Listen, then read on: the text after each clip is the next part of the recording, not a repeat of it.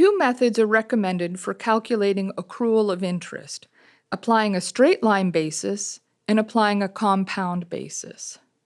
In the straight line basis, an equal amount of interest is attributed to each period.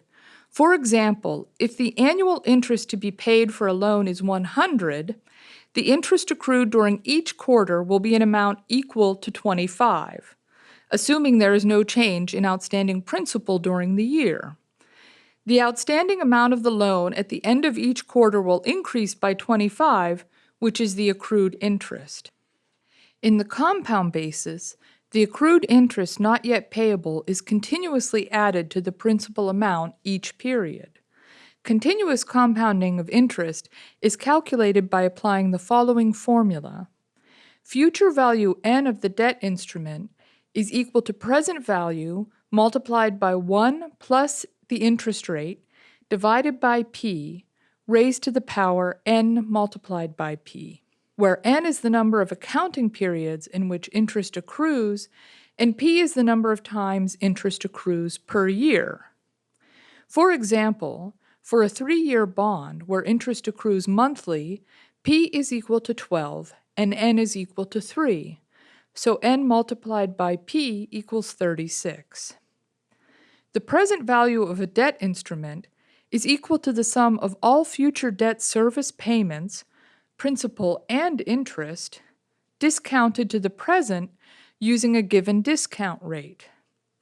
If the discount rate used for computing the present value and the contractual interest rate of the debt instrument are the same, then the present value is equal to the face value.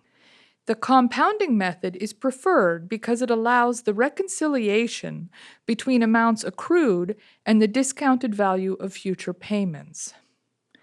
Under the compound basis, the interest would accrue every instance. However, in practice, it is calculated, for example, daily, monthly, quarterly, or annually. Let's look at what would be the accrued interest if calculated daily, monthly, quarterly, or annually on a compound basis. For a loan of 100 with an interest rate of 5% per year, thus, in this example, n is equal to 1 and p is equal, respectively, to 365, 12, 4, and 1. For the daily calculation, the future value of the loan that includes the accrued interest is equal to 105.127, which is 100 times 1 plus 0.05 divided by 365 raised to the power of 1 times 365.